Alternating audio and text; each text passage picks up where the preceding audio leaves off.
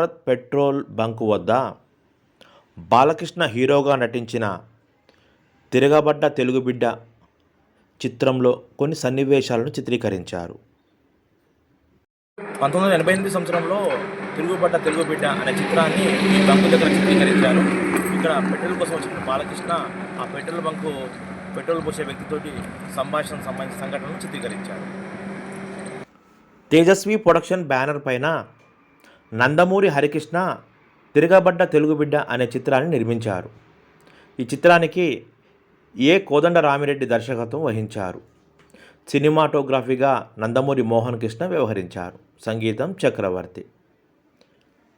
ఈ సినిమాలో ప్రధాన పాత్రలో నందమూరి బాలకృష్ణ, భానుప్రియ, రావుగోపాలరావు, జగ్గయ్య తదితరులు నటించారు. నందమూరి బాలకృష్ణ ఇన్స్పెక్టర్